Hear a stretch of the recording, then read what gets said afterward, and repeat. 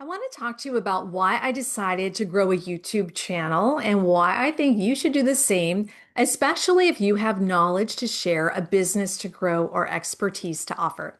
Hi, everyone. I'm Susan Siravo. If you're new here, on this channel, I share insights from decades of experience as a communications professional, media trainer, and TV reporter. When many people think about social media, they think about scrolling, images, quick clips, entertainment. But YouTube is different. People show up on YouTube with intent. They're not just passing time, they're searching for answers, solutions, explanations, deeper insights.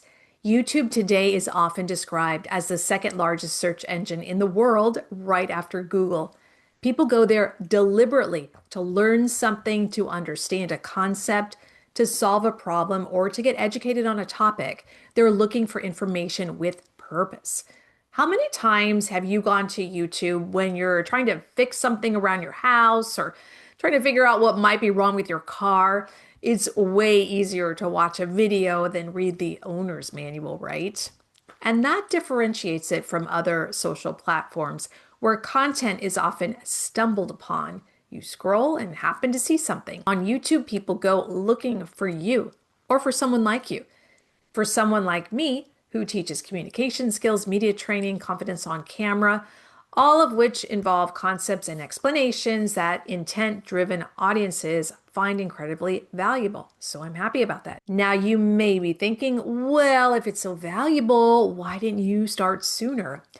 Honestly, I didn't make YouTube a priority sooner because I assumed it would take too much time, energy, and actually, I didn't know if I had that much to say. I was under the impression that to grow an audience, you needed a team, you needed editors and designers, and I just didn't think it was manageable for one person. I've had a channel for many years, but would only post a few videos a year. I never got any traction.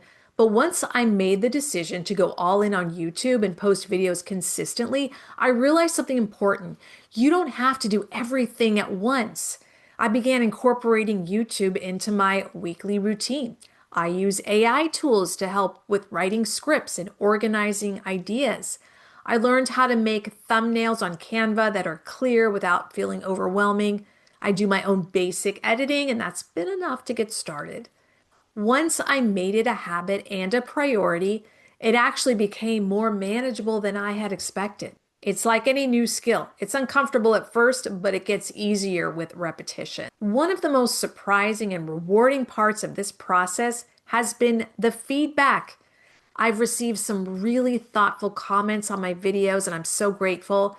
I've gotten emails from people I didn't know before, people who had never heard of me until they saw me on YouTube, and some of those conversations have turned into meetings. Let me pause here and just say this, that this is a different platform from other platforms that I'm on. On LinkedIn, Instagram, Facebook, when I post something, a lot of engagement comes from friends, coworkers, or people who already know me. I love that support. It's encouraging, but it doesn't always tell me whether the content is genuinely helping someone who needed it. With YouTube, the engagement is from people outside of my existing network, and that's been eye-opening. It shows that the content is landing with people who don't know me, but are looking for the kind of information that I'm sharing. And speaking of landing, analytics have become one of my favorite parts of this process. Who knew? I look at which videos are getting views and which aren't. I look at watch times, titles, descriptions, thumbnails, and think critically about what's working and why. There's a lot to consider, but that's also part of the strategy. YouTube is not just about posting, it's understanding how the audience finds you and interacts with your content. You can learn from data and then improve. Now let's talk about how my videos look.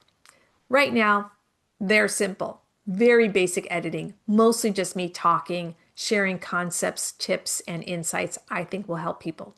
And that's okay for now, because right now, my priority is consistency and habit, not cinematic or fancy editing. One day I would love to hire an editor and add graphics and polish, but right now, if I waited for perfection, nothing would ever get published.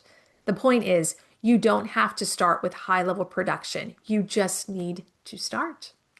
Another benefit I didn't really appreciate until I started actually doing this is how YouTube can feed your other social platforms. When you make a long form YouTube video, you now have the source material to create shorts for YouTube, clips for LinkedIn, reels for Instagram, and also for TikTok as well.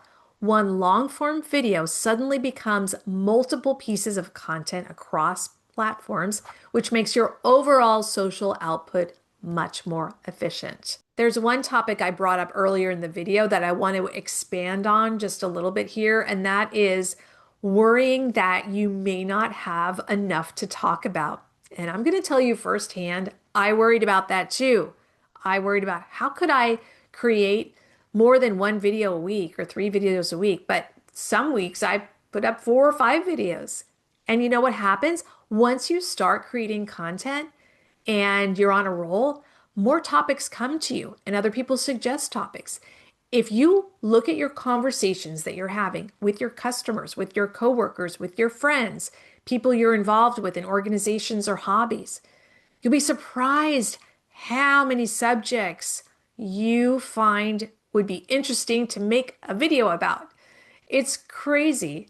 I can't believe that I was so worried that I wouldn't have enough to talk about when now it's like I have videos lined up one after another that I still have to record. But what I do is I keep my notes app on my phone. And every time I see something, maybe on social media, or I have a conversation, or I just notice something, out in the world that I think would be an interesting video, I just write it down on my notes app. And then I refer back to that and I create videos based on what's happening. The bottom line is once you are putting content together, the ideas are going to flow your way faster than you had ever imagined. And you're going to wonder, why was I held up? Why didn't I do this sooner? Because certainly I'm wishing I had done it sooner. So if you've thought about starting a YouTube channel, but you haven't yet, let me encourage you. Maybe you're worried it's too late. Maybe you worry that it's just too competitive. Maybe you're not sure you can commit to it. Think about it this way. Starting late is better than not starting at all. I've only been serious about posting for a little over a month, and I've already seen traction that matters to me. And here's something else to remember. No one has your voice. There may be others talking about communication skills, media training, but no one does it exactly like I do it. So set up your phone, press record, and start talking. Keep it basic, keep it authentic, and see what happens. If you don't start, nothing changes. But if you do start 1 year from now, you'll be glad you did it. I hope this video gave you clarity and encouragement to take the next step. Whether that's starting a YouTube channel, refining your approach, or just committing to consistency. If you enjoyed this video, please give it a like, subscribe, and let me know in the comments what's the one topic you would start your channel on. I'd love to hear it. Thanks for watching, and I'll see you in the next video.